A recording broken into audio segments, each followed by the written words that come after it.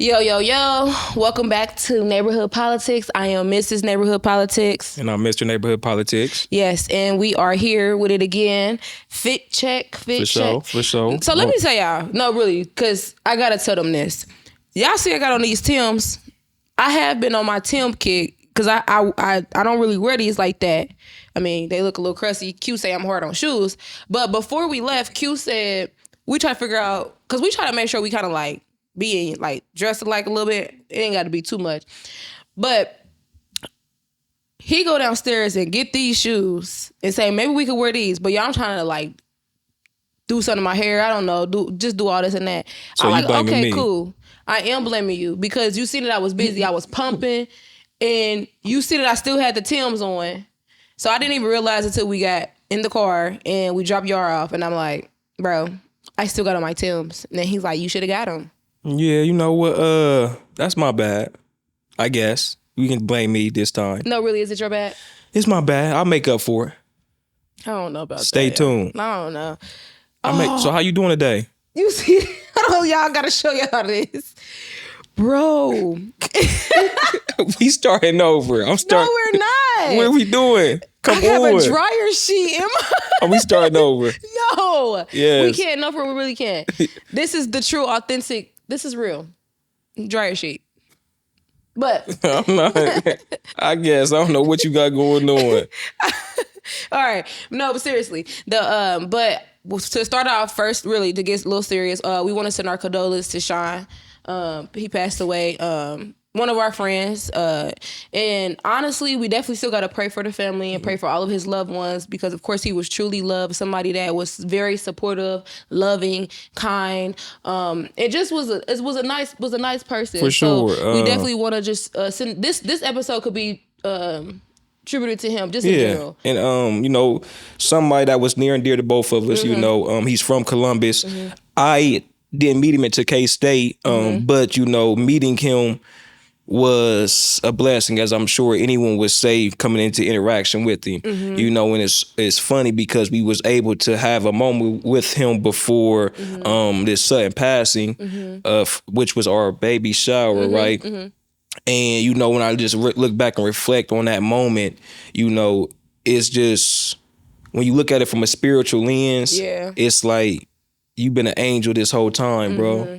And it's like, cause we've been in constant since we moved, all of us, the K-State family, the ones that didn't move back to Columbus, our times in past, we've been in communication, and Sean and tried to, come to some things such as the wedding, due to the timing and the number of guests that we was allowed, couldn't really, make that happen. And our gender reveal, he ended up being busy, and then he ended up being able to make it to the baby shower. Yep. So he was able to make it to this. But what I appreciated most about Sean was, although he wasn't able to make it, let's say, to the wedding, it never hindered no type of relationship. And that's dope. Yeah, it never hindered no type of relationship. And moments like that, because we've experienced this, and actually this is kind of what our the episode's going to be about.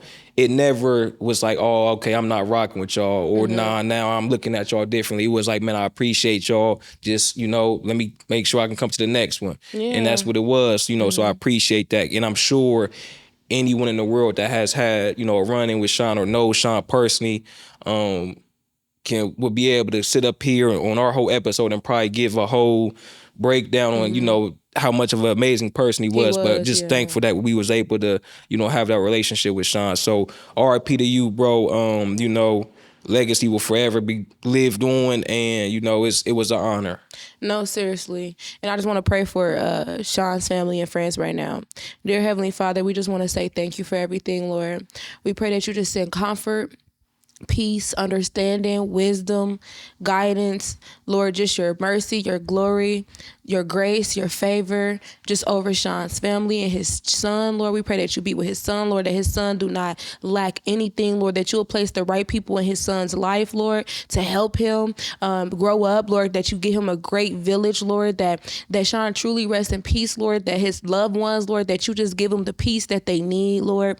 Everything that you have for Sean that was on this earth, Lord, I pray that his legacy continuously live on, Lord.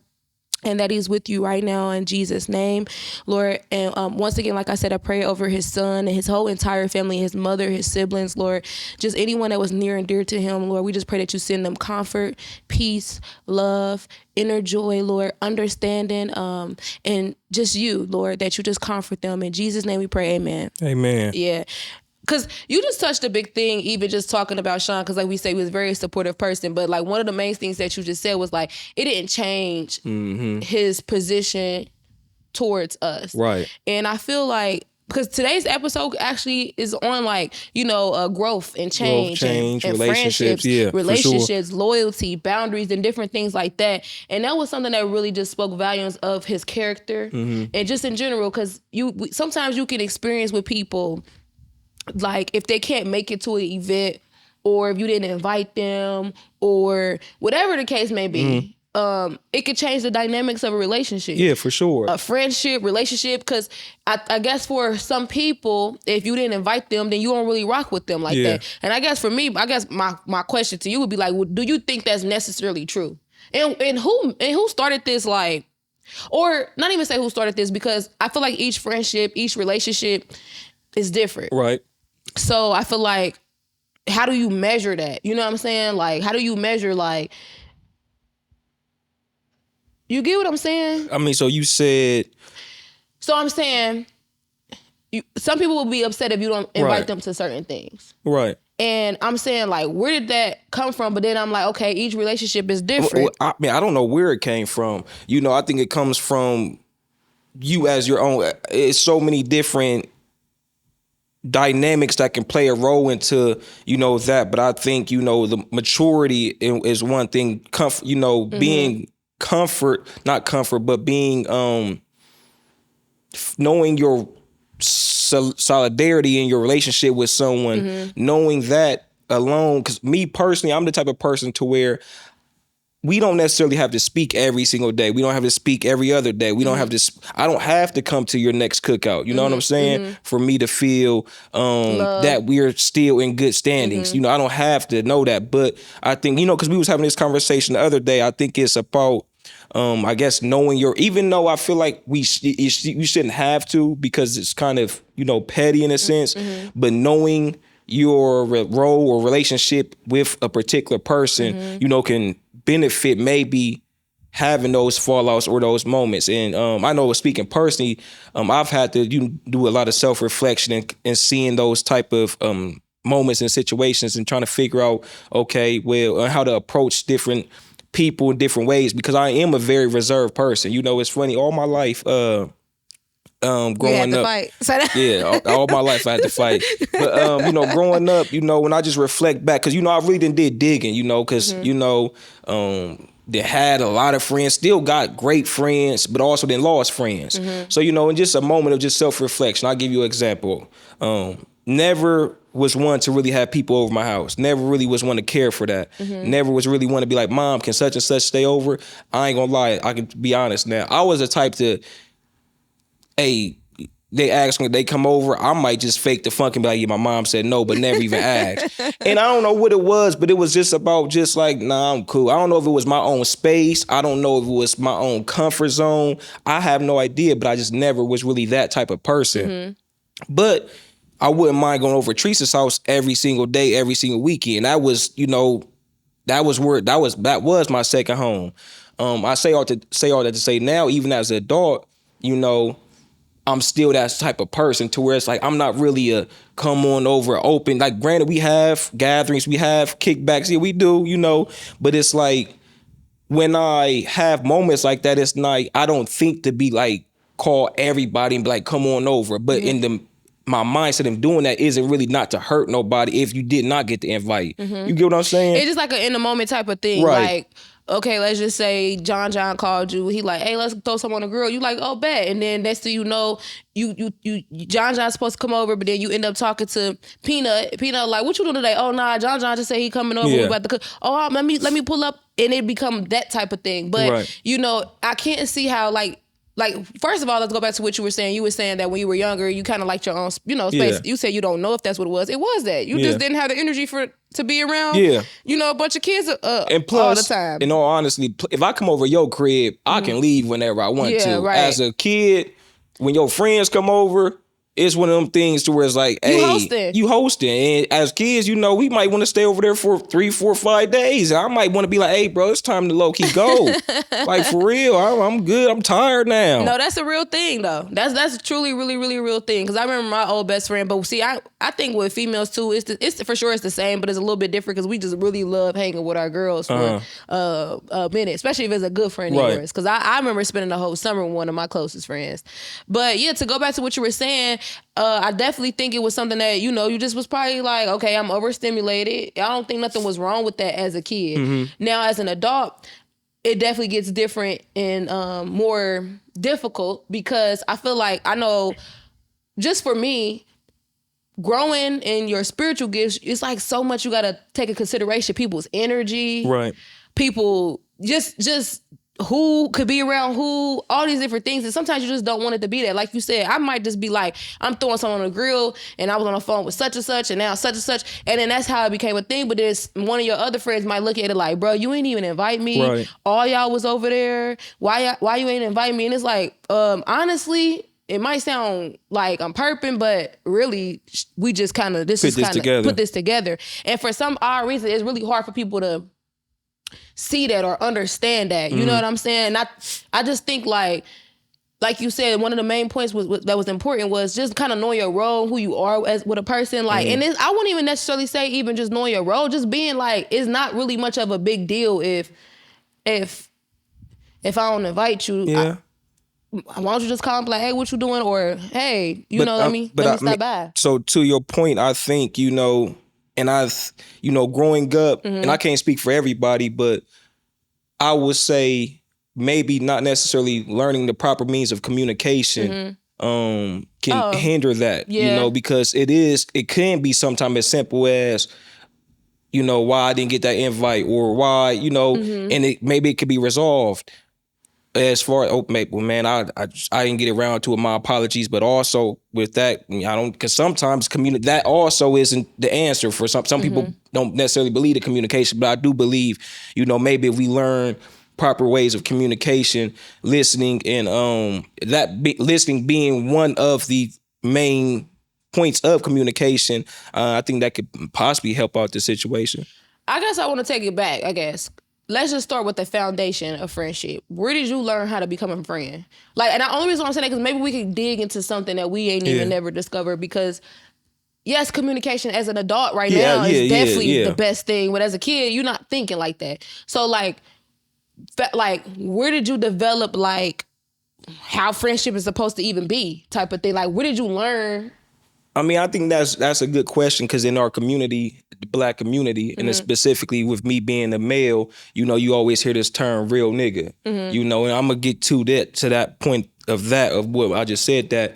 But you know, personally, I think I've just been blessed with the gifts of just being a good person. You know, so when you ask how did I learn how to be a good friend, I honestly was I could befriend a lot of people. Like, it wasn't one person that I could say I probably went to high school with that I wasn't necessarily cool with, you know, whether that be the most popular dude over there, the prettiest girl over here, or the dude don't nobody talk to. I was just always a good individual to where I look at everyone the same, you know, so that would probably be my answer as far as how I became a good friend. And then with that, just treating people how I like to be treated, you know, if I'd like to carry myself with respect, I'm going to treat you with respect. So like I say, whether that be this person over here or this person that don't know when to speak to, I'm going to still treat this person with respect. You know, and I think that's a key foundation in relationships.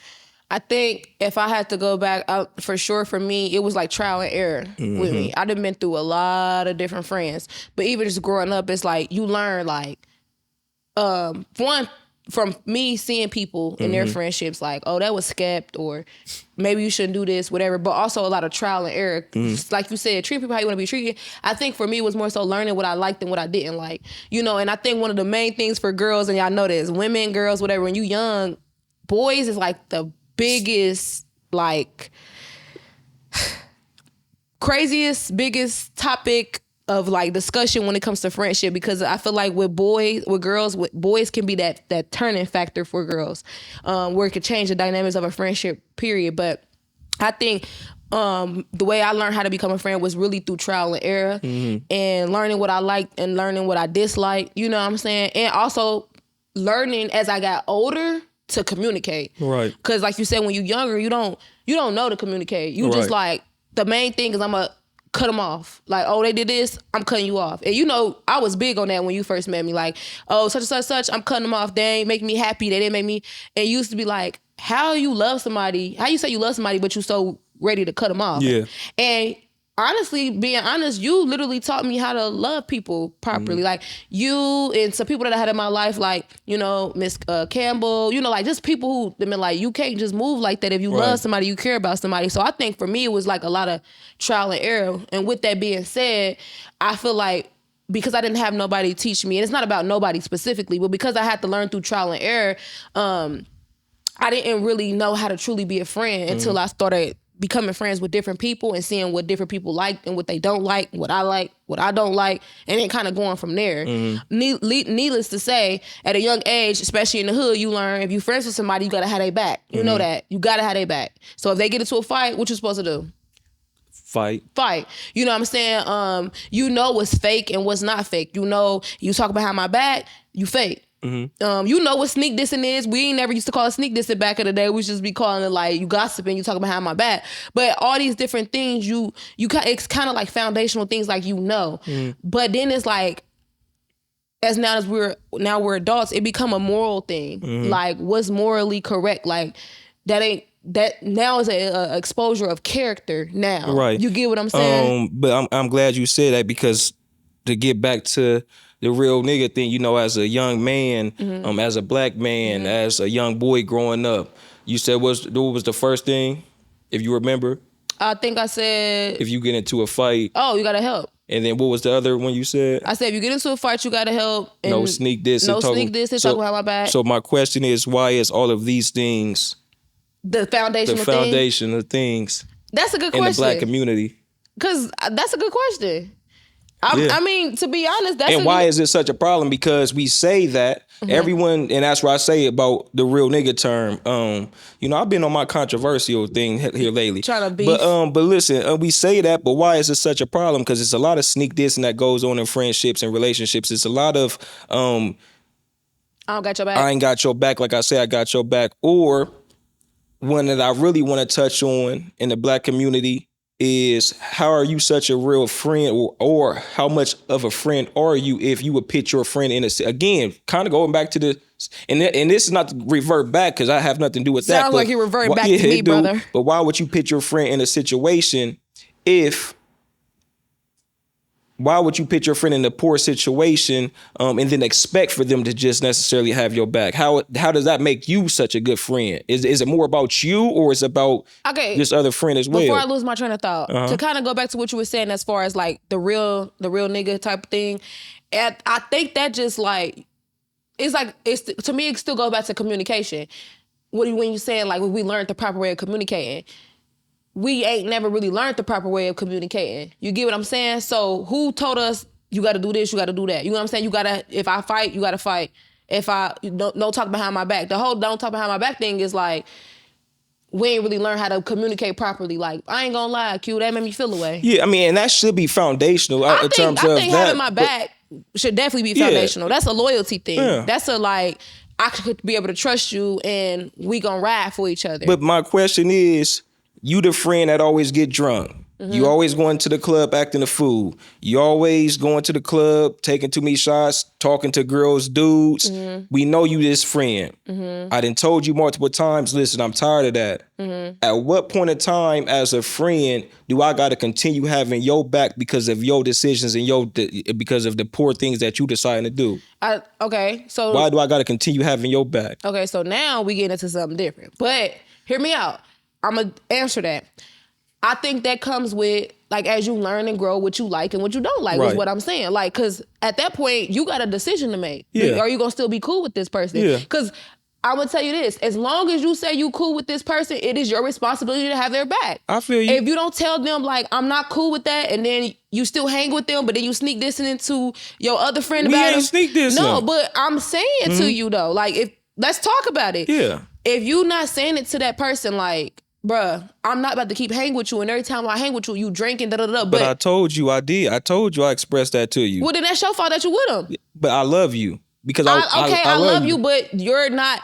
I understand that, but you're saying as a grown adult now. I'm talking about in our growing up as a kid yeah. in a black community. You're saying that as a mature adult. Okay, you're correct. Yeah, I'm saying as a kid, why are we setting those standards and why are we laying those groundworks to where it's like right or wrong, I do not have to have your back, and that does not make me not your friend.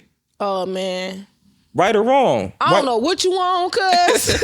Right or wrong? Are you a good friend or you're not? I'm a great friend. But I'm saying, at some point in time, right or wrong, I do not always have, and when I say have your back, I'm not just necessarily saying physically. Mm-hmm. I'm saying in different situations, in different circles. A friend, personally, I would speak for myself. Mm-hmm. I do not know one moment, and I could be wrong, because I'm sure it's been times, but I love myself so much. Mm-hmm. I love my friends so much. Mm-hmm. I love the people that I consider my brothers, my cousins, whoever, bros, so that much. I would never even I would try my best to not even pit them in a situation if I'm, acting foolish. It's been moments, because I can speak on times when I was irresponsible and immature in school. Mm-hmm. But I'm so strong within myself. I speak on a moment when I was at Wright State. I was drunk, got stolen by a frat, I believe. Actually, I ended up going to jail this night. My boy Juan, shout out to my boy Juan from, I think, Juan from, I know it was Juan, but I'm thinking it was him that stole on dude first. But anyways, I'm so strong within myself, I wouldn't even have been mad at Juan if he wouldn't have necessarily. He didn't jump in. Because I'm acting a fool, but that's me though. You know what I'm saying? That's the standard that I hold myself to. Mm-hmm. That's me. But that's my point. Yeah. That's you. Correct. And you're talking about you as a college student. Right. No, but again, that was when I was making immature decisions. Which is true. So I'm saying it shouldn't be a standard. The standard shouldn't be you have to have my back. That should be a relationship thing to where I know what type of person you are.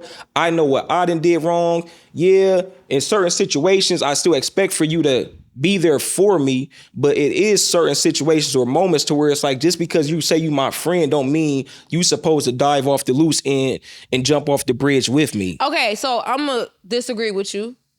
Okay. Yeah, you ready? Yeah. Okay, so I agree with you to an extent. I get it. I'm with you, because I feel like, but that comes with being mature and making conscious decisions. But I'm not going to say that if you become my friend, you're not supposed to have my back. That's not what I said. That's what I heard. That's the argumentative side of you. That's not what I'm saying. No, because listen to what I'm saying. Mm-hmm. As a kid, like you said, we got these foundational principles that's unspoken in a neighborhood, and one of the things, they ain't even unspoken, But see, that's but that's the problem. I don't know. That's what I'm ending. I don't. That's we done made these rules up as a black culture. I'm sorry, I don't support them. So you want Yar to have a friend? It's no. Let me ask you. Mm-hmm. You want Yar to have a friend, go out, let's say to a little party, and she get jumped. Mm-hmm.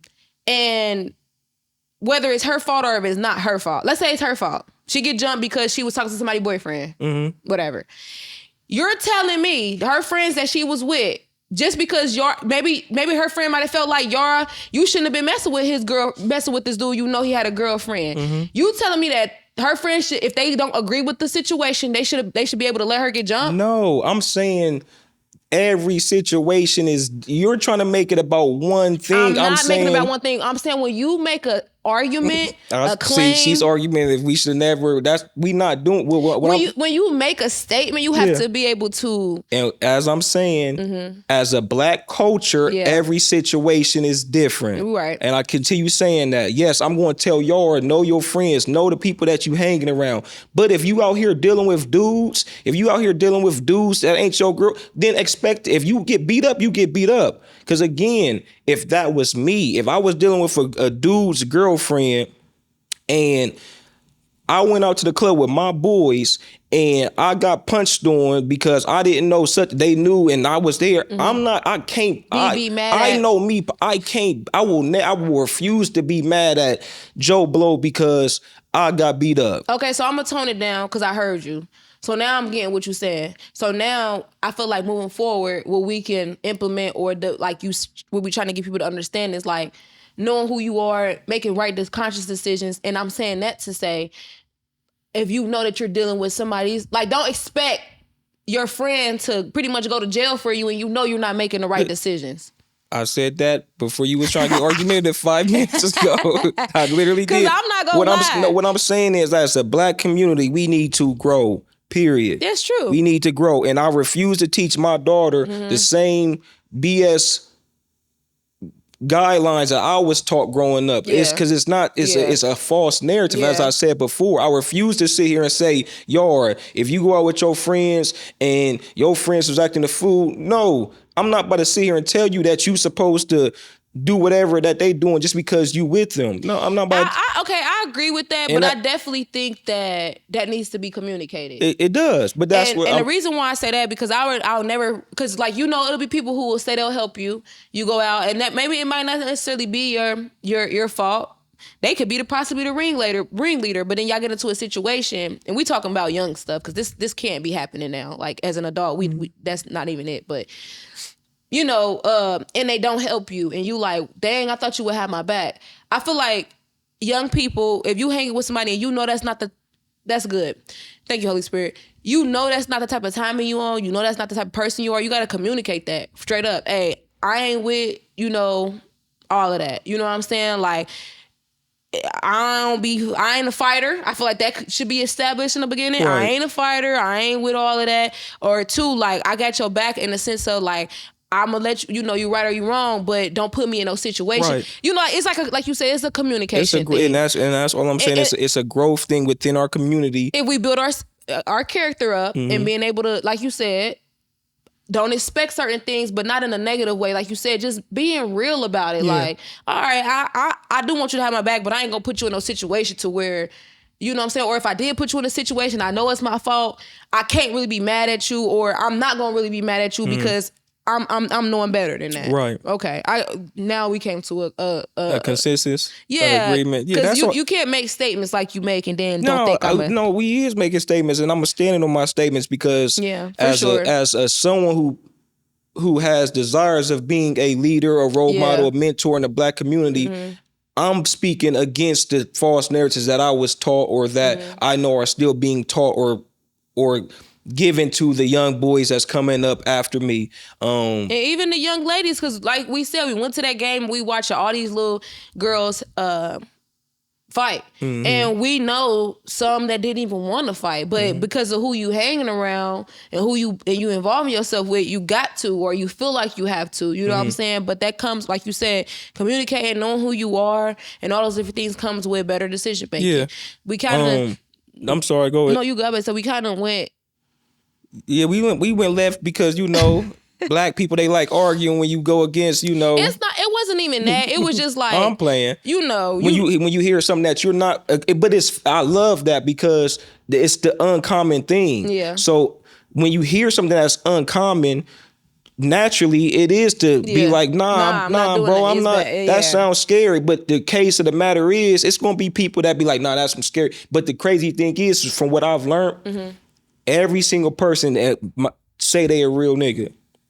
Every single person say they know how to be a friend. Every single person say they don't. But why is it that I'm sitting here saying know your friends, know how to communicate, but instead of saying be a real nigga, but then when everybody getting put in these real nigga situations, they not doing real nigga activities. Yeah. Just be upfront. Yeah. Cause now we ain't gotta not be friends. Yeah. Everybody say they real niggas, right? Yeah. So I guess I'll ask you this. So growing up, you had a bunch of friends. For sure. Like what y'all was called the what? Flyboy Dream Team, FBMG. Now you done added Dream Team. I mean, that's the case. It was Flyboy Dream Team. This is my first time hearing Dream Team. Oh yeah, I mean, that's Flyboy Dream Team. Flyboy Lord Dream Team. have mercy. No, I'm playing. But so you didn't have a lot But of. that was just a group. That was just a group. I've had so many friends. I got best friends, and I don't want to say I got people that wasn't even in Flyboy Dream Team, because like I say, I can interact with this group, this group, this group, this group, and this group. Flyboys, that was just one, type of thing. That was just one thing, So I don't want to sit here and say, if you ask me that question, you had a friends, and I say Flyboys, and then don't exclude everybody else that you know what I'm saying? That I grew up with, also be like, well, I ain't rock with Flyboys. I ain't rock with such and such, such and such, such and such, but I did rock with you. Nah, bro, I got love for homie. Okay. Yeah. So I had that was a disclosure. I don't want nobody getting mad at me. No, you're see, now we gotta talk Come about on, that. man, ask your question. No, ask what you was gonna ask. I now done went to another. Ask what you was gonna ask. Okay, so I was gonna say that you had a bunch of friends growing up and different things of that nature. And specifically, I know that when, Treese had passed away, a lot has changed for you when it came to friendship. Mm-hmm. Would you like to touch on that? I mean, yeah, for sure. What's some of the things that changed for you and some of the things that was revealed to you, or like some lessons that you learned and because we're going to talk about growth and change. Right. So you was here, you were with your boys, you graduated, you went to college. You went to Wright State, then you end up leaving Wright State, going to Kentucky State. You went away to Kentucky State, you still had your village here, which is your friends and all those different things. And your best friend come down there with you, he passed away, you come back, and things change. Well, and so to your point, growth and change, I think that's something that should be discussed, and we'll get there as we progressively go on this journey that you just asked about. But growth and change is something that I feel like should be pushed more than it is in our community. It's unfortunate when you start seeing the growth and change, that's when you start getting the pushback on, dang, you done changed, you done switched up, you ain't the same person you was. And it's like, rather than it being, I'm happy for you that you have grown, that you have mature, that you have made adjustments in your life, and that you aren't still doing the same things. So growth and change, I think, is foundational in any type of relationship. You know what I'm saying? Yeah. Or just any type of development of yourself as a person. And you should pit people around you that want to see growth and change within themselves, and also want to continue pushing you to grow and change. Because the person that I am today, I don't want to be the same person 5 years. I want to write my 5-year plan down. And if I feel like I'm a procrastinator now, in 5 years from now, I don't want to be a procrastinator. Sure. I want to grow. Yeah. And it's just unfortunate that we are in a community as a culture. I continue saying that when you see the growth and change from that person that might grow up in that neighborhood, but there ain't no one else really evolved yet, he ain't the same person no more. And I'm not to say that that's my case. I just thought about that because you said growth and change. No, that's real, because I feel like whenever you grow, evolve, any type of, you're gonna experience that. And that's just for anybody that's watching. For even the young group of kids that's watching this, from even the older people, if you ever experiencing change like that, like where you're growing and you're changing, and that people around you are changing, I want you to know that it's perfectly normal. Because when you're going somewhere, even no matter where you're going, I ain't trying to say you got to necessarily be at the top. Whenever you're changing, evolving, growing, your mindset is shifting. You embarking on newness. Things are going to change. People are going to change. Why? Because everybody can't go with you. Everybody can't go with you. Just like you can't go with everybody else. Right. It's people that are on different journeys that in that season in your life, you cannot go with them, and vice versa. They cannot go with you. That's what comes with growing, evolving, and changing. The hope is that the people that you love will grow and evolve and change with you. You get what I'm saying? And you pray that prayer and you want that. But unfortunately, everybody's hearts are not in the same place as yours. Everybody goals and morals and character is not the same. So whenever you're experiencing growth and change like that, it's important for you to press and lean in and really understand that it comes with the territory. It comes with growing. It comes with becoming better. It comes with developing character. It comes with being a better person. And I just wanted to put that out there because I know, and both me and Q both experienced this at a point in our time in our life when things around us was just changing us so much. And I'm saying, apart from me, apart from you, I'm saying just I had my own journey leaving from high school going to college, you know what I'm saying, coming home from college, and you know, and just like you done had different transitions and different periods where things had changed for you and it was uncomfortable. Was it not uncomfortable? Sure. It's a very uncomfortable feeling, is a very uncomfortable thing, but it's gonna be okay. And when you get to where you're going, God will align you with the right people, the right things, and the people that were meant to go with you and who God wanted you in your life, they'll be there. And it's hard. And I just wanted to definitely say that. You know what? Sight, hear, taste. Sight, hear, taste, touch. The five senses. Whatever the last one is, I don't know. What's the last one? Give me one. Don't think about it. Say one. Smell. Smell. You deserve something for that. What is going on? What is going What?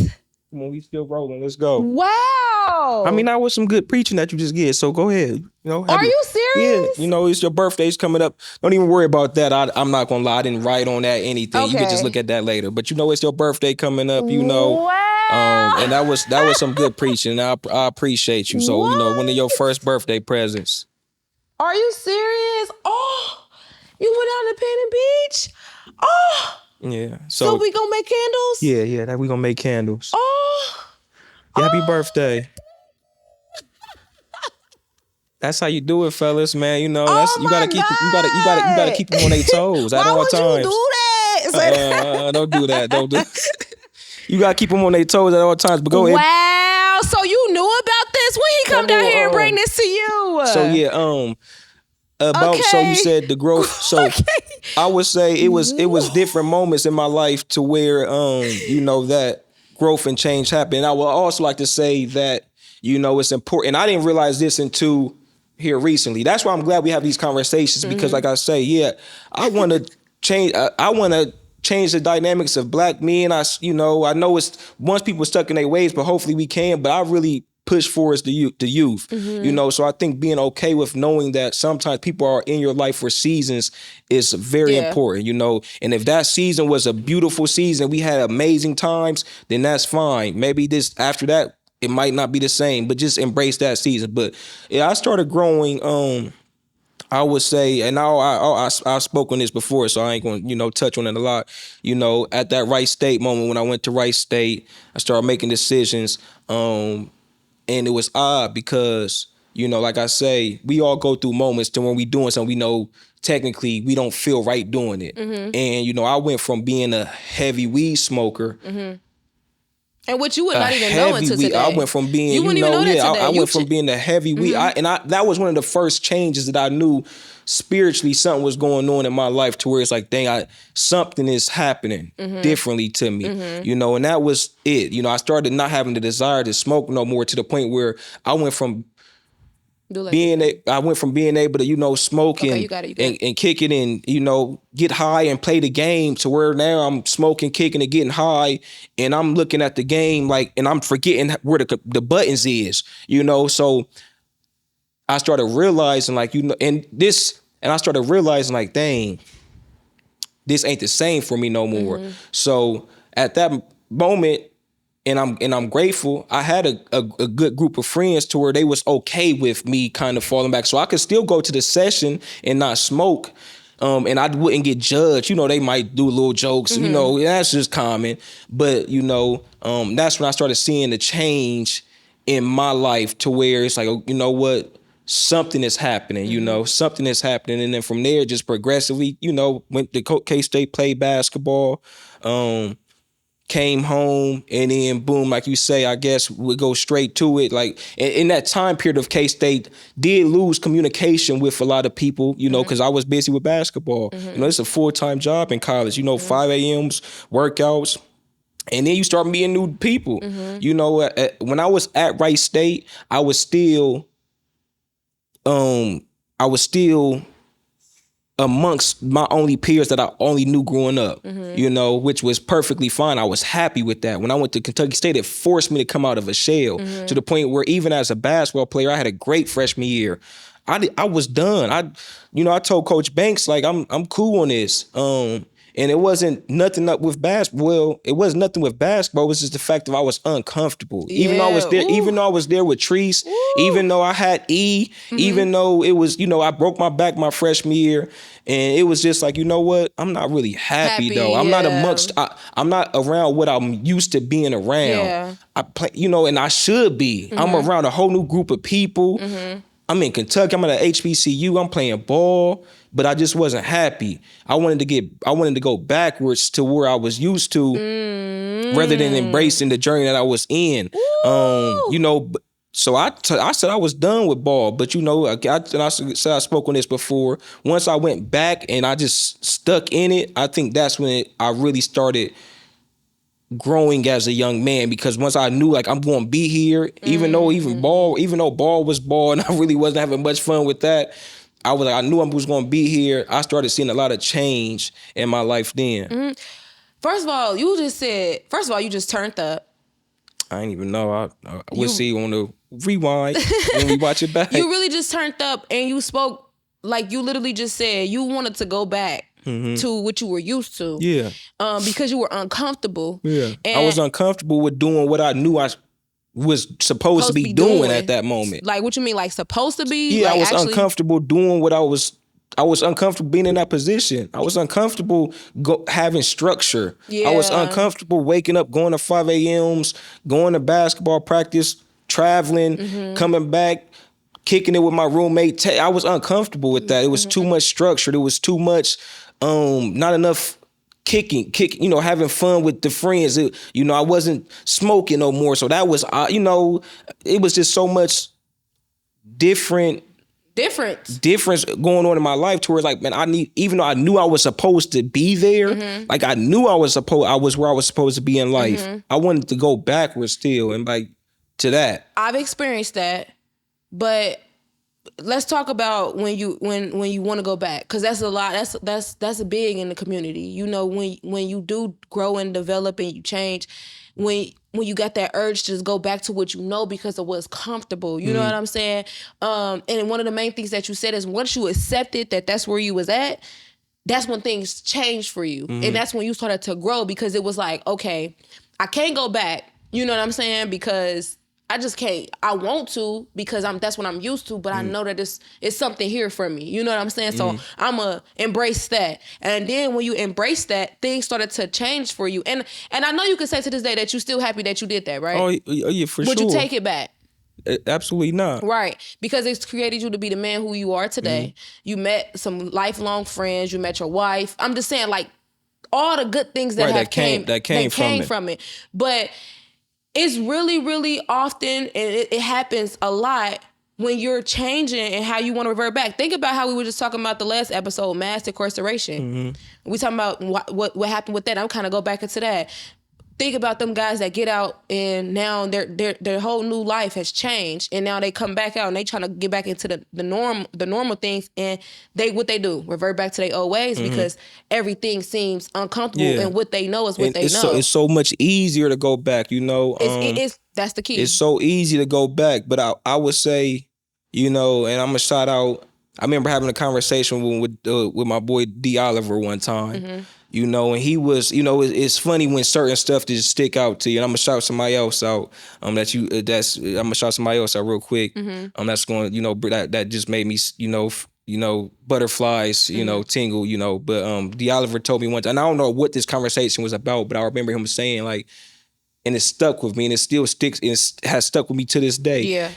Sometimes sacrifice is essential in growth. You know, don't be afraid to sacrifice, because if you think about a lot of moments in your life when you've grown and when you've elevated, you sacrifice something.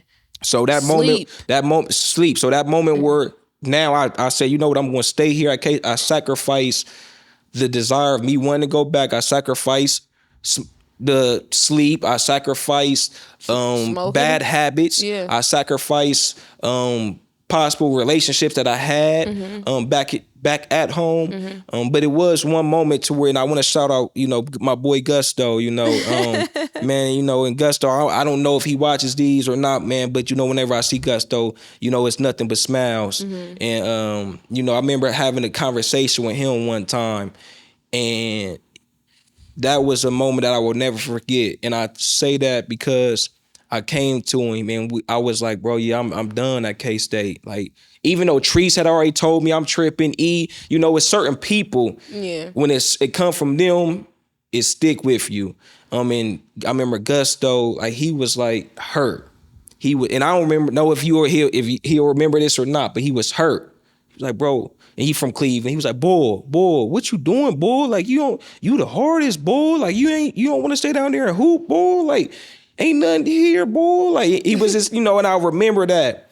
And it was an emotional conversation that we was having, and just between us. And I feel like he pulled me to the side. There was a lot going on, excuse me.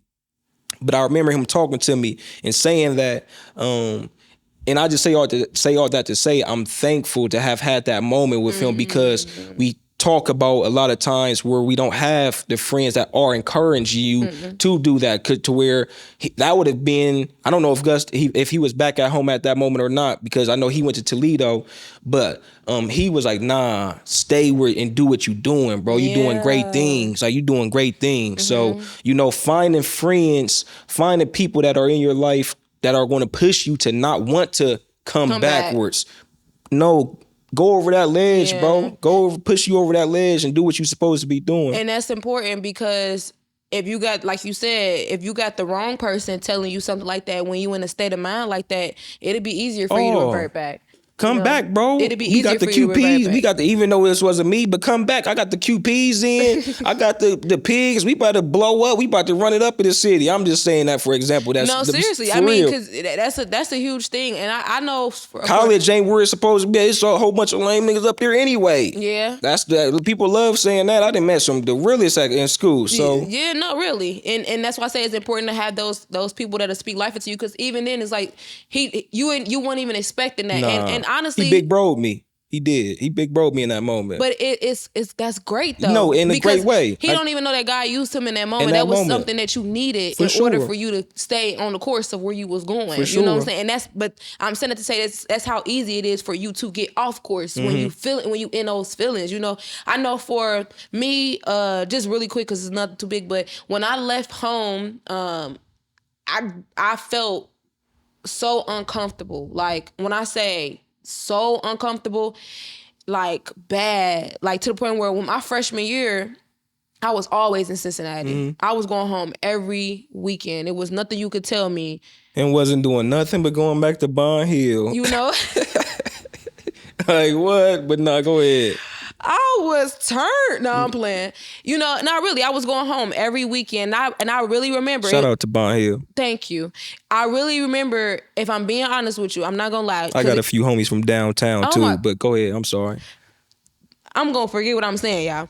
I remember, to go back to what you were saying, I literally remember myself being like, want to always go home. And then when I finally accepted, like, girl, you are in college. Enjoy college. And Ms. Campbell was telling me, like, yeah, stop coming home every weekend. Like, you gonna put miles on your car, da-da-da. She's like, you're in college. Like, find some new friends. Like, you know what I'm saying? Do this, do that. And when I finally accepted that I was in college, that's when growth happened for me as well. So I guess with growth and change, you're gonna go through these phases of feeling like, you know, defeated or, you know, uncomfortable, but then you're going to have to come to a point where you have to accept where you at and then allow God and to bring forth to you what it is that he's trying to do. Right, them blessings. So it's them blessings. So it's acceptance things that come with it. It's going to feel, first it's going to feel uncomfortable, and you're going to feel like, you know, all these different emotions and feelings, and then might feel like you want to revert back. And of course, God is going to send someone and something to encourage you to keep going. And then once you do, you got to accept where you at and then welcome everything that God has in store for you. So I just wanted to make sure that I say that, because a lot of people don't know how to deal with that. And I think both of us didn't know how to deal with that. And that comes back to the friendship thing, because not only is your environment changing, but your friendships changing. And the people that you love the most, people that you thought was gonna ride with you regardless, people that actually spoke life into you at one point, now looking at you like you different. Yeah. You know what I'm saying? Because you're growing and you're changing, and it's not ever that you think you better, but it's more so like, I'm growing and I know I'm growing, but I'm trying to keep up because I don't want you to feel like I'm growing, and not even like I don't want you to feel like I'm growing. I want you to feel like I'm changing. I still want you to feel comfortable around me, and I want to be. Yeah. I want you still around. Like I want you to still around. And it's funny because we kind of talked about this. We hit on this the other day. We always think like when people get famous, they be changed or whatever the case may be. And by all means, we're not famous at all, but it's still the same even in the hood. When you elevate, people say you change, but really, do you? You know what I'm saying? It's like everybody and everything else around changes as well. So even if I am changing, I can agree I'm changing, but you changing too. Right. You get what I'm saying? And I think that's a tough pill to swallow, and that's a lot to deal with as well, because as you grow and you elevate and you change, people change, and that could do something to you. Yeah. And my question was to you, because like you said, you talked about it briefly, but let's talk about like friendships, like, because I know that it was a lot of things going on when your close friend passed away, and I know it was a drastic, traumatic change for you, and I know friendships was like one of the biggest things, So I guess for me, my question for you would be like, or is, how did your friendships change for you after coming back home from college? Because you was at college, you met new people. I think well, you kind of asked me two questions. Yeah, before. I did, and I'm going to just tie it all into one. Because when I came home from college was around the same time I lost Treese pretty much. Yeah, that's what I'm about to say. So, and long live Treese, and that's forever. But I would say one of the biggest things that I had to realize is everyone don't move like you, Q.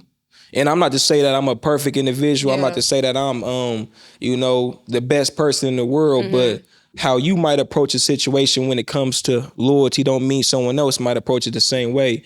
And I think that was one of the hardest pills that I had to swallow, because that really played a role in the change in relationships in what was, at the moment, what you would consider unbreakable friendships. Now, granted, I had already been gone for quite some time anyway, because of Wright State, Kentucky. I didn't play ball there for 4 years. I just stayed there and got my master's. So it wasn't already as if things hadn't changed. It wasn't already as if it wasn't like, dang, why haven't I kind of came back? But that right there in specific was like end all be all, and it showed me like the way you might approach it is differently than how someone else may approach it. And you can either be okay with that and be friends like we talk about, or you cannot be okay with it. Yeah. And the type of person that I am,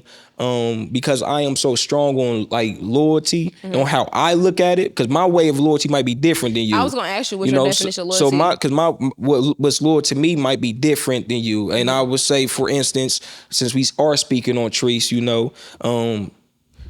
although it is cold, although, growing up, you hear all this in music, you hear all this from OGs and your uncles and whatnot. If somebody pass away that you are near and dear with, to always make sure they mom is gone, taken care of, blah, blah, blah.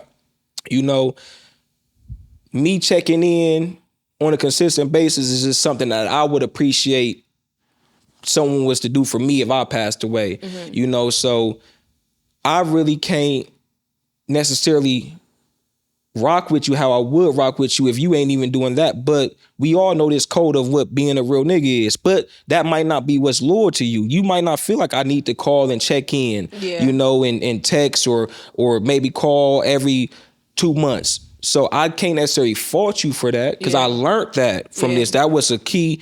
That was pivotal in my growth and development of me being okay with a lot of things. So I can't fault you if that ain't your means of loyalty, even though we listen to the same Gucci Mane tracks. We listened to the same tracks growing up that said this is what we were supposed to do. Even though I'm doing it, just because you aren't, don't mean you aren't probably, I guess, the good friend, but I'm just going to fall back because I can't really rock with that. Yeah. No, I mean. And that was just an example. I'm not saying that's anything in specific. I'm just saying that that's an example. No, that's an example of something that you would consider, you know, like something that you wouldn't necessarily trip on, but something that people might, or whatever the case may be, right? But what is your definition of loyalty? Like, for you, like friendship for you, what you say you big on loyalty. When you say that, what are you saying? Doing to others as I would expect to be done for myself, you know? So again, I speak on this, you know, it's funny. I wasn't at home yet. And I'm just speaking on this because we talked about the trees and then we ain't gonna make this all about the trees, but you know, before Trees passed away, you know, Trees had dropped something off at my mom's house. And then he would, you know, he dropped something off at my mom's house. He dropped something off at my mom's house. My mom didn't expect for him to drop it off. I forgot how the situation is. You know, I forgot how it went. But the fact of the matter is, you looked out for my mom still, bro. It was maybe I sent him some money to take to my mom. I don't know, but it wasn't that. I know. I'm just saying maybe. The fact is, you looked out for my mom. Right. You get what I'm saying? You did it off of GP. That's what I would do for your mom. Yeah. You know, I can't say that's the same case for everyone. You know, so what is loyalty to me? The same that I would do for you. Yeah. You get what I'm saying? The same that I would do for you is the same that I would expect in return. And vice versa. So it's hard because I don't have a definition for it. Yeah. But my whole point is, bro, I will never go a year without talking to your mom, bro, after your passing. Yeah. Because when I was still at K-State, you was still looking out for my mom. Yeah. Going over there. Home. Yeah. You was home. You lived 2 minutes away from her. So if my mom needed her grass cut, you was gonna go over there and cut my mom's grass for me. If I would have went through the winter time and she needed her driveway shoveled, you would have did that. So I know you would have, because you shown that we grew up with each other. I would never go a Mother's Day without saying Happy Mother's Day to Happy your mom. Mother's Day. So you know? for you, like you saying, loyalty is doing to somebody what you would want for them to do for you. But it's not, I'm doing it because I want you to do this for me. It's just me like, this our thing. For sure. This is what I would want in my friendships. This is how I want my friendships to be. Yeah. Yeah, for sure. Okay. I just wanted to make sure I asked that because a lot of people, loyalties are different. And that's where the friendship conflict come in. Yeah. But let's kind of let's switch over and talk about boundaries. Ooh, how do you set those? That's tough in relationships. Because before you answer that, we kind of talked about this a little bit with Passion and with each other. We kind of have a tough time with setting boundaries. Yeah. And not a boundary like, of course, we stand on what we stand on with certain things, but but also, of course, with certain things, it's tough for us to set boundaries. And I told you, we were talking about it, I said, I think it's kind of tough for us to set boundaries because we don't want to really ruffle feathers.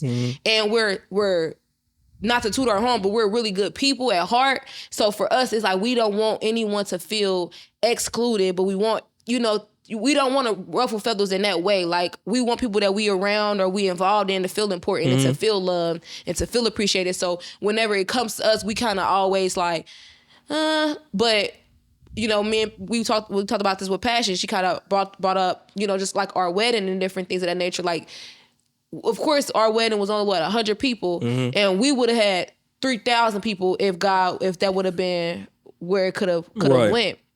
But the boundary in that was kind of hard to set. And even to the point where we weren't even, God told us no bridesmaids, no groomsmen, because we knew that would have been thing, a huge problem. And Pasha said, but why is that a huge problem for you and Q? Why? She's like, y'all need to talk about why is that a thing? And I want to get down to the bottom of that. That's a good question because, and for example, you say like the Bryce, is it bridesmaids for men too? What's it called? Groomsmen. It's groomsmen for us. You know, see, men, we don't know nothing. It's okay. Groomsmen for us. If you say 5, again, like you say, when it comes to boundaries and growth and development and change and maturing, I can't give someone, I don't want to give someone's name off top. But if I'm not your groomsman, I'm okay with that. 100%. I'm gonna be okay with that. If I'm in there in attendance, if I can support you, or however, whatever that may be, I'm gonna be okay with that. It is unfair that, you know, in our case, if we did have 5 groomsmen, let's say 5, it might be 2 or 3 that might be like, well, dang, I didn't make the cut, so I'm cool on you.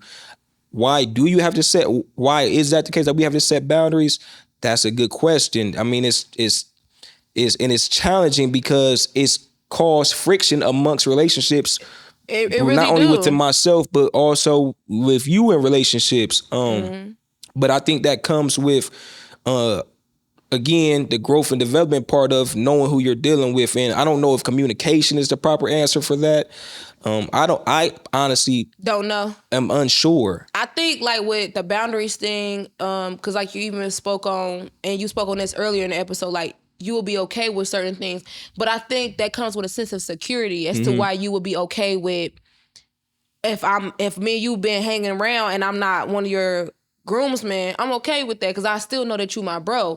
I think that comes with a sense of security. You get what I'm saying? Like if I'm not secure in our relationship, our friendship, that's why I say it's all any type of shit. If you're not secure in it, you will feel like, dang, we're not really friends like that. Like, you know what I'm saying? Yeah, and entitlement, I think, is a big word too. Entitlement is because I cannot rock with you. I cannot not rock. I cannot talk to you. You could have been my best friend. I'm just gonna say, for example, in our community, you could have not. You could have been my best friend growing up. You could have went off to college and came back, but I still feel entitled enough to know, although you met some good people at school, I should still be in your wedding. Disregard that new group and how they feel, disregard the relationship that y'all have grown, I should still be that person too. You know what I'm saying? So entitlement is huge. Entitlement. So when we talk about with boundaries, like I was kind of like I said with the whole thing as far as setting them and why it's so hard for us to, I kind of touched on that. Like I said, just kind of, and I asked you that, I said, baby, do you think we are people pleasers? You know, or we struggle with pleasing others, you know what I'm saying, more than, you know, and you was like, nah, I don't think it is that. Yeah, what I said was, in that situation, not necessarily that we're people pleasers. I look at it from the lens of God has put myself in a situation, in a place to where this is the lens that I'm going to look at it from, okay? That, okay, if such and such wants to be a part of it, maybe because they aren't able to in the current season that they are in life, maybe if they want to tag along and be a part of what we got going on, let's just say, I'm going to say coaching, I'm blessed to be able to bring you on and let you be a part of this. That's my way of looking at it as, okay, maybe God is allowing me to, or maybe God's want me to, or it's open for me to let such and such come on, because maybe that person needs to feel this right now. I think what's important is like you say, making sure you always, and again, but this is not in everyone's case, because everyone doesn't have a relationship with God, or it doesn't have the same type of relationship with God. But I think when it comes to setting those boundaries, always having God first and being okay with whatever answer you get, lead. Because like you said, well, anytime you typically say, well, did you take it up to God? Did you pray on it yet? If such and such, and sometimes I think we just jump ship and try to go ahead. Because I think like when you know that God has blessed you and you see opportunity for, and that's how you know you're a good person. When you see opportunity, not only for you to thrive or you to be where you see for other people, Right. you instantly think like, maybe I could put them in position. Right. Not that you like, I could put them in position. You just like, oh, God bless me with this opportunity. Maybe I could bless some other people with this Right. opportunity. And although that's the heart that God wants you to have, you got to take it back to him. Yeah. Because as much as we would like to say, Lord, thank you for allowing me to have this or do that, I'm gonna bring John on with God. Like, I'm so happy, daughter or son, that's how you feel, that's what you want, but that's not what I want. And that's the importance of taking it to God. And that's why I say, like you said, you like, I don't think it's people pleasing, but it's just feeling like, oh Lord, you bless me, you put me in position to whatever it is that I'm doing. I feel like just because that's the type of heart I have, that's the right thing to do. And like I had said to you, I'm like, nah, we gotta be comfortable with taking it to God and being okay with when, if God say no, this person can't be a part. Right. We have to be okay with that and stand 10 toes on that and be confident in that. But I think it ain't people pleasing. It could be fear of man. Do you get what I'm saying? I get what you're saying. It could be fear of what other people might feel, say, or think. But it's like, if we take it to God first and he tell us, nah, yay, hey, whatever, any type of friendship, relationship, whatever, we could be content in knowing that this is what he said. And we could have confidence in that. And however anybody else feel, we can allow them to deal with that rather than us. So I say all that to say, like, I think it is definitely hard for us to set boundaries. But I definitely think that I just gave us the solution. It wasn't me, it was Holy Spirit speaking through me. But that as long as we take it to him after whatever he stamp and approve, we got to be confident and okay in that as well. You know what I'm saying? So sight, hear, Well, I already got smell. taste, and touch. I think I'm hungry. No, I'm playing. We'll do sight. We'll do sight. All right. It was between that and taste. Hold that. I cannot believe you. You said sight? Yes.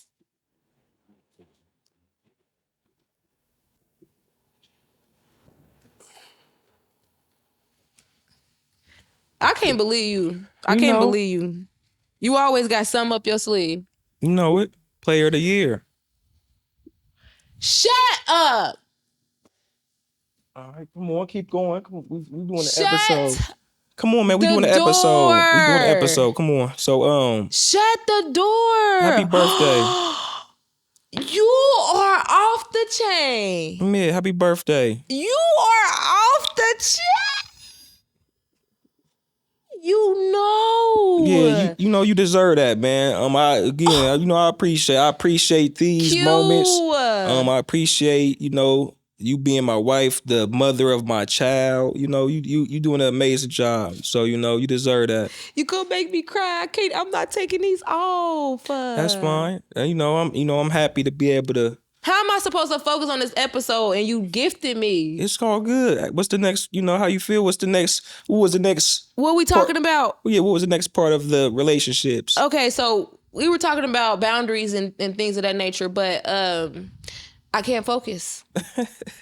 You funny. This is crazy to me. And I think, so what about Gucci? because again, like I say, how can we get focused? Okay. How can we change the dynamics of, again, like I always revert back to, the youth and picking friends that are right for them?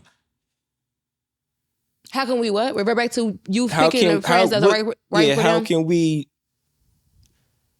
No, I got your question. And that's kind of what I was saying. We talked about this in multiple different episodes. We talked about learning the type of person you are and who like what you like and what you don't like. Like I even just said, as far as like, if you're not a fighter, don't hang around somebody that's a fighter. Okay. You know what I'm saying? And communicate that. Like, and then people that's your friend, they'll know that about you. Like, let's just say, she a pretty girl, she don't fight. So they know that. That's something that's well established about you. So I would want to hang around people that got the same type of morals and character as me, but also too, you know what I'm saying, learning who you are as a person, what you like and what you don't like. That is how young people can determine. Like I just told one of your basketball players, like, I was telling him, like, I peep game with him because he go to my school or whatever.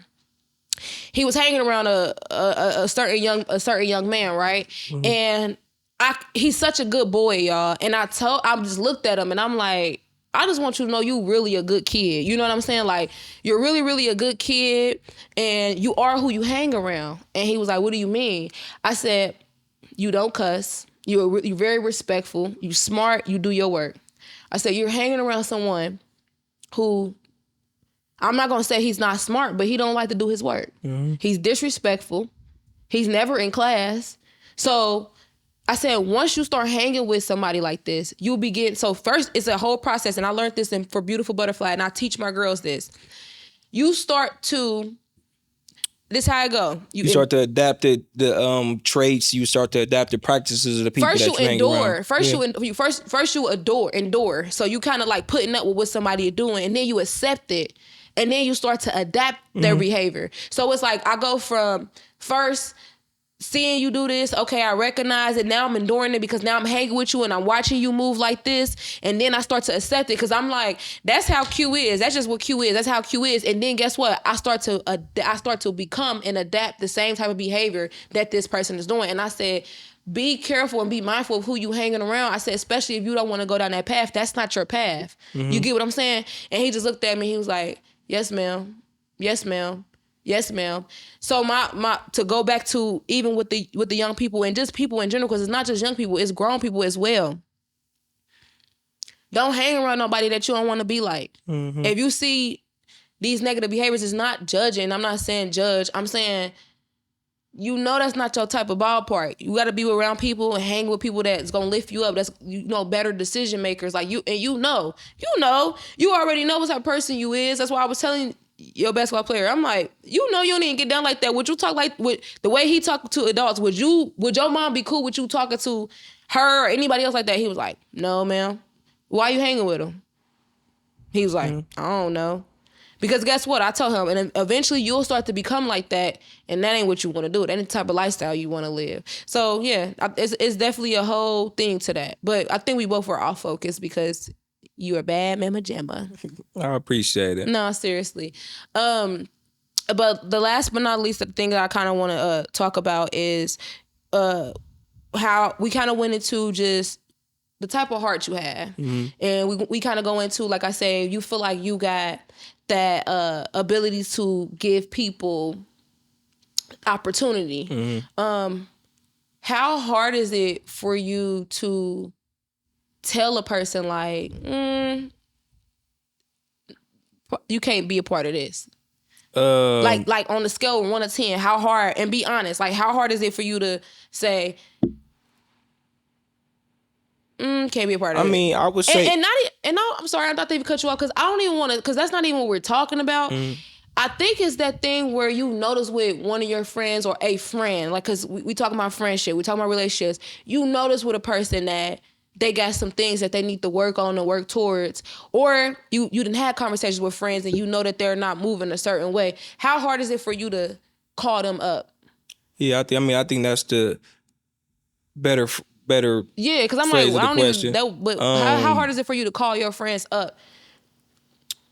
I think having the discussion with your friends to help elevate them is essential in a positive relationship. I think, that's important, of a good means of communication, because one, if you are elevating, you want to have people that's elevating around you. Mm-hmm. I know oftentimes I have discussions with peers, and sometimes I, from what you say, maybe don't tell them what you feel like maybe I possibly should, and that's where you say is how hard is it.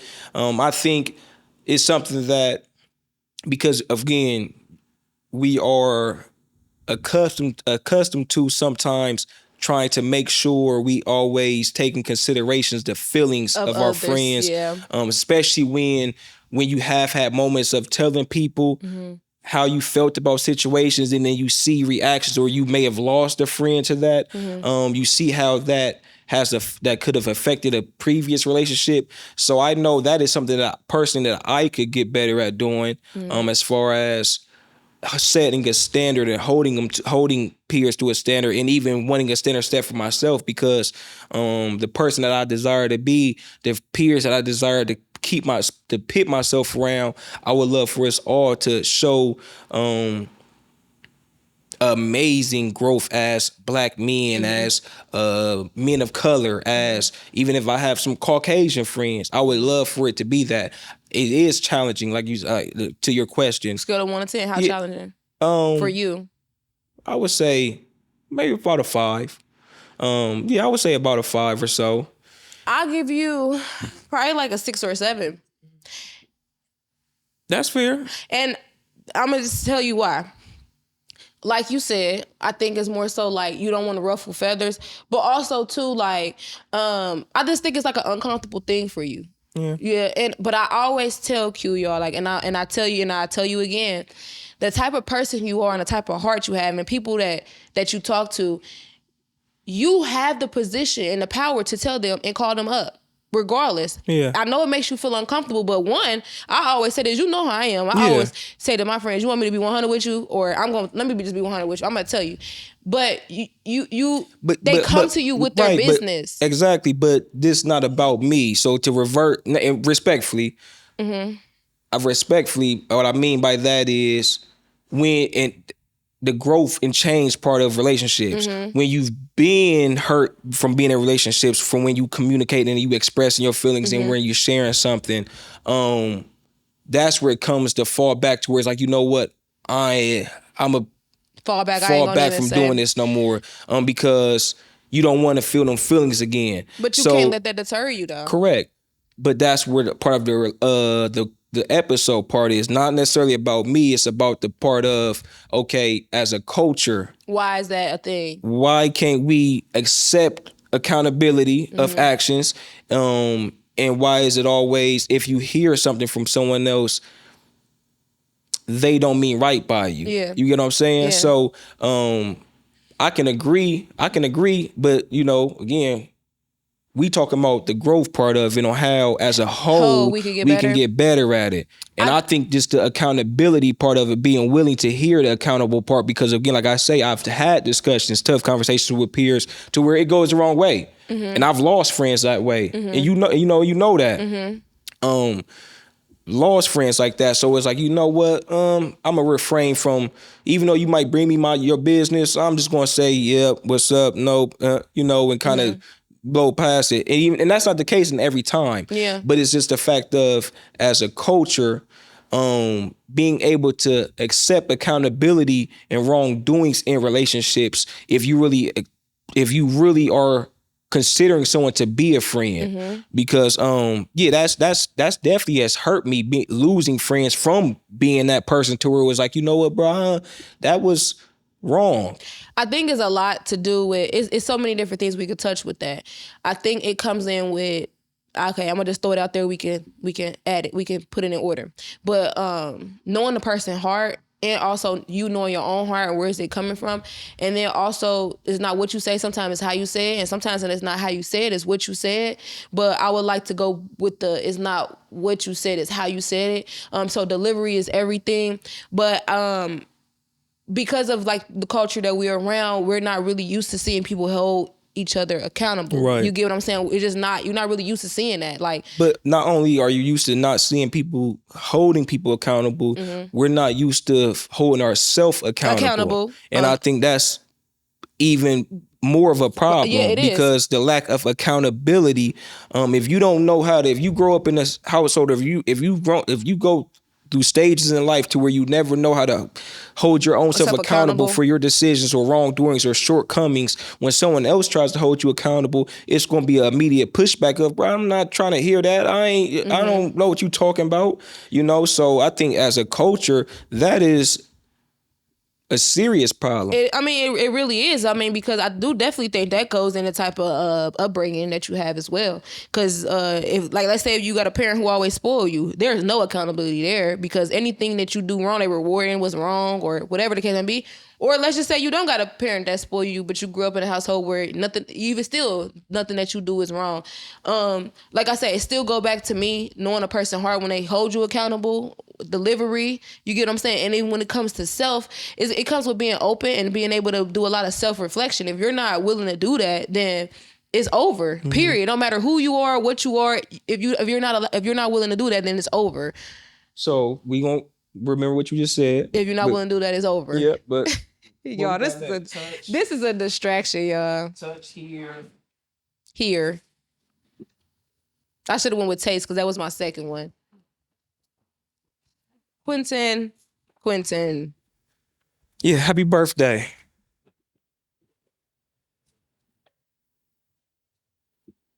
It should be something in there. Oh, there it go.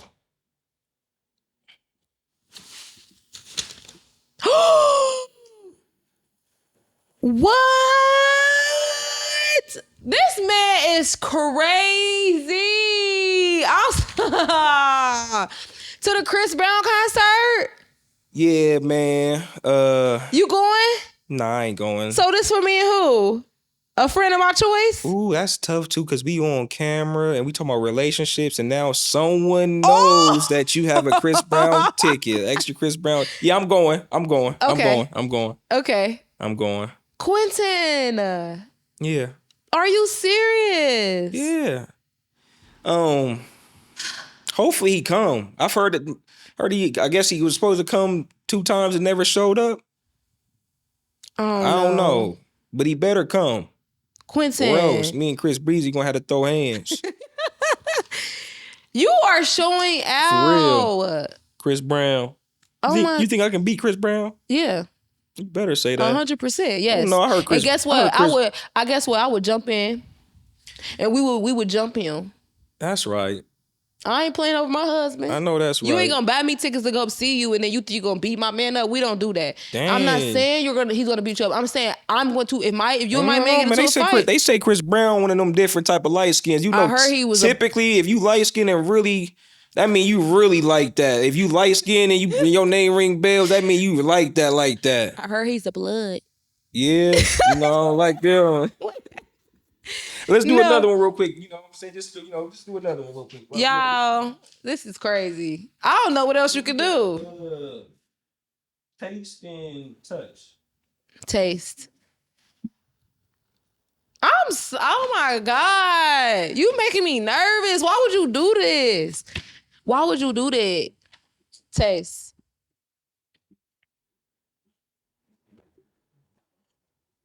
Man, you are off the chain. Ruth Chris for my birthday. You know I like my little stuffed chicken and mashed potatoes. Yeah, for sure. You went hard. For sure. Happy birthday. Oh my God. Say happy birthday, Yamaya. See you at 4-2. 4-2 at. I'm looking down. Yep. Yeah, for sure. Happy birthday. Bruh. Come on, man. Get focused. Really? Yeah. Bruh. You gonna make me cry. What about, and I guess ask me something. What you want to know? I guess we kind of talked about this. But how do we, I guess, as a community, how do we teach how to be, even though we having this discussion. But friend? Yeah, how do you, and I guess you kind of asked this before, but how do you teach how to be a good friend? I'm going to be 100 with you, and I thank you, Holy Spirit. I think it all boils down to character. It's character. The type of person that your parents help you, to be. You gonna know what's right. You gonna know what's morally wrong. You want to. I'm sorry. No, you good. You want to know what I hate now, and I always go back to our culture because it's a problem. You know what? That word slime. Oh my God, where are we going? Friends. It's so crazy because although we talk about. It was the thing of being a real nigga. These little dudes nowadays, the word slime hanging out, like they, you know, it's a thing. So it's like, What is that? I mean, I know It's Young Thug like- say it, but like, what do you dislike about it? it's a slimy word. When I hear slime, but the fact is, it's like, No, that's real. Yeah, when I hear, I just think you a grimy dude. Dude, yeah. You do think of that. You a nasty individual. I think of a snake that's like. So is even loyalty a thing now? I don't, you know, even though we didn't just had this whole discussion, this whole conversation, the just had a crazy light bulb thing is a moment. light bulb moment. Is even loyalty a thing now? And is it all circumstantial? I think it's circumstantial. I think it's definitely circumstantial in today's world that we living in. That's wild. That's really sad. That's really, I'm sorry, I just had a light bulb moment. But because it's like, it's bothersome, you know, because again, like I said, we have these discussions, we have these moments. But just to know, like, for you to say it's circumstantial.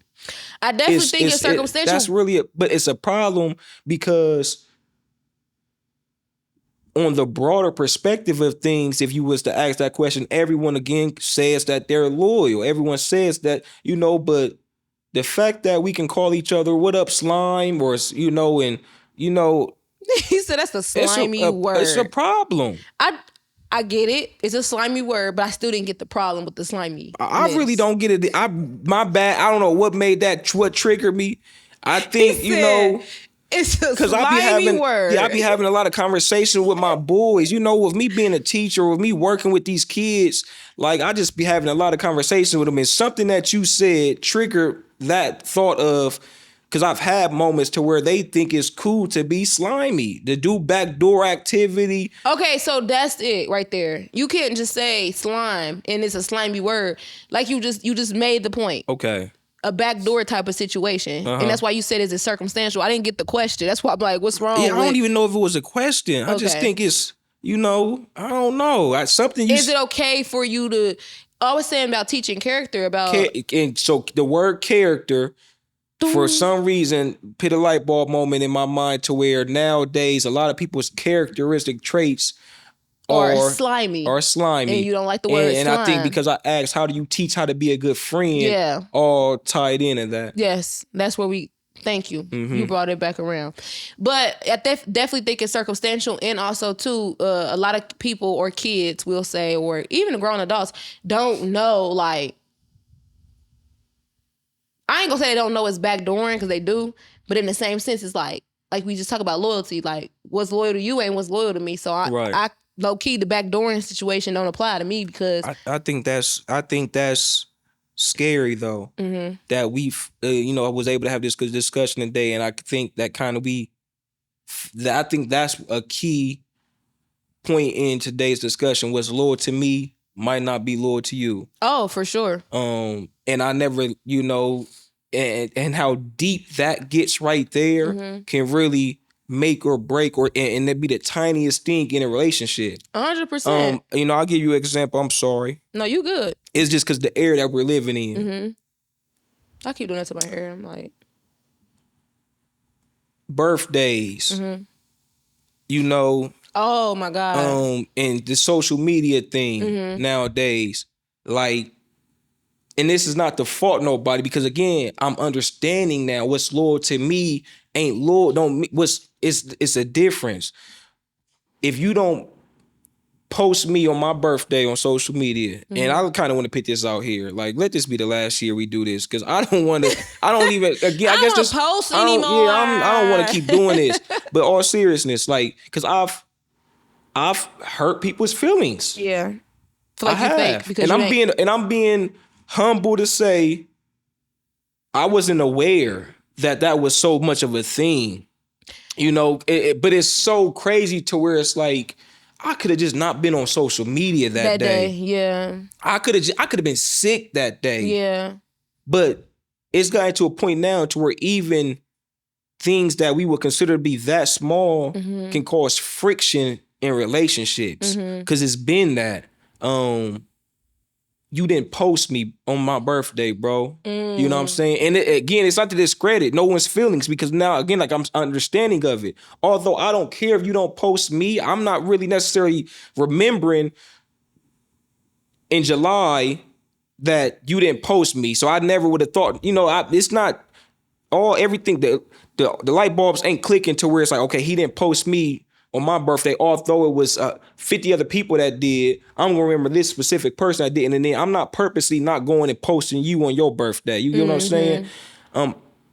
I could be just, I called you, and although I called you, I didn't know that wasn't enough, that I still had to post you too. But that goes along with learning your friends. Right. Because I got a friend who social media posts for them is the thing. And I got other friends who that doesn't matter. So unfortunately, like you said, it could be the last year that we do this or whatever the case may be, but I definitely, it's like a love language type of thing. Right. It's like, is this person a social media driven person? If they are, give them that social media driven post. Right. If they're not, give them the regular smeggler. And I know you feel like you shouldn't have to do that, but I think it's more so about learning your friend and like how important it is to them, or not even important, how, if that makes them feel appreciated or not. But so to go back to our discussion though, the boundaries, that's where it goes to boundaries. Because what if I don't want to do that? What if I just want to just say happy birthday and I just tell you I love you and I called you, I'm actually your friend, we actually talk on the day to day, I help you pick out your outfit.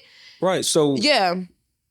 Ain't my bad. Nah, because like I see, but I'm saying, so at what point in time is it like that you don't get mad at me? What if it's like, okay, well, I feel like that's a conversation that need to be had. Yeah.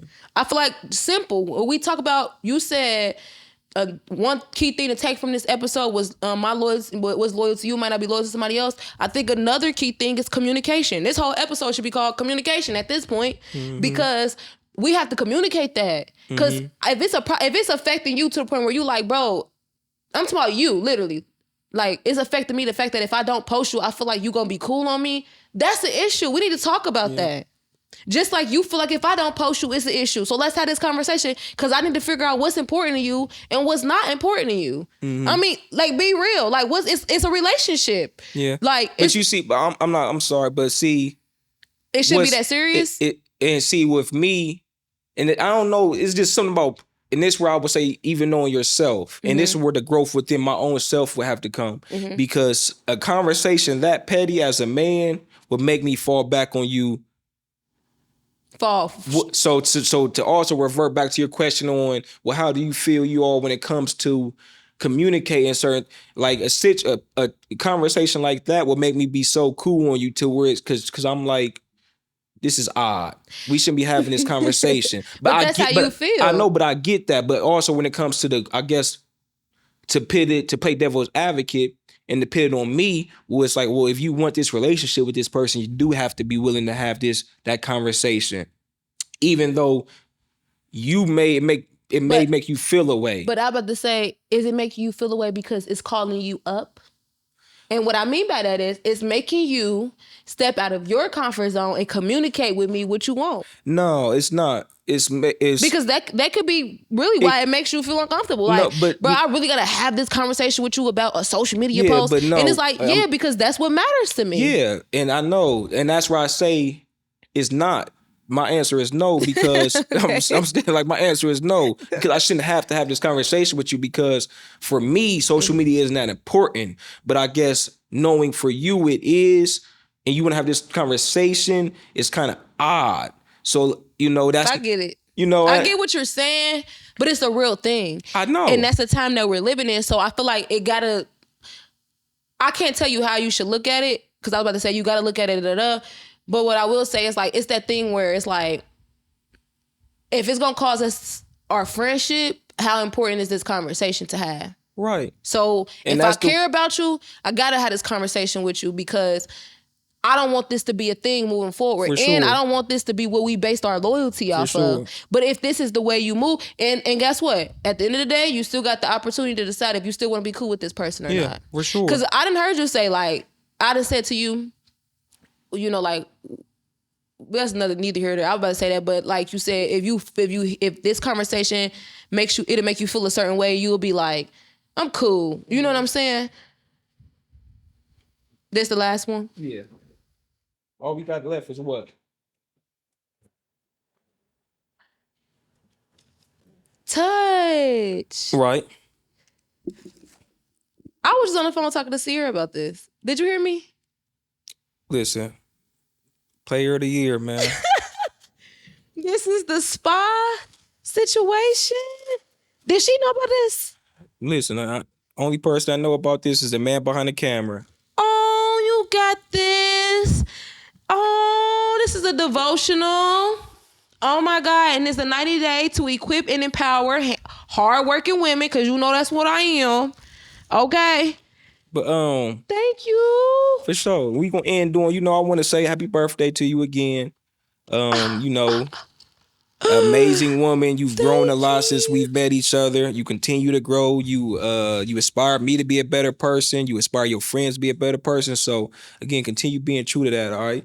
I want to give a shout out to the man behind the camera, because you know my boy Riz, he made sure we put all this together. Thank you, Riz. Yeah, for sure. So yeah, happy birthday, and I think that wraps it up. Happy birthday. Okay, so since we wrapping it up, I just want to say, I'm getting a little emotional, but I just want to say thank you for always taking care of me. For sure. Spiritually, mentally, emotionally, physically, like literally physically, always being there for me, helping me see it through, pushing me, motivating me, encouraging me. This is the best birthday ever. Literally. And it's not about the gifts. I think it's about the which you always are, very intentional, but just what you put into it. Like for me, it's more about the surprise rather than the gifts. Like, we know this, but it's like the fact that I'm really, it's hard to surprise me. I'm really actually surprised, but I'm truly, truly grateful. Thank you for making me a mom. Thank you for making me a wife. Thank you for calling me up. Because you don't got no problem with telling me where I go wrong. For sure. Thank you for tuning in, and I appreciate them strong words. No, let me say this, though. Make sure that y'all like, comment, subscribe, and share. We always up for discussion. I have people inboxing me. He have people inboxing him after the episodes. Feel free to drop it in the comments.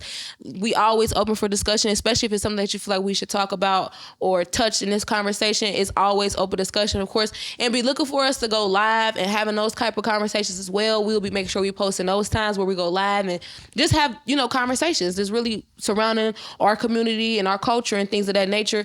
And yeah, like, comment, subscribe, and share. And we are out.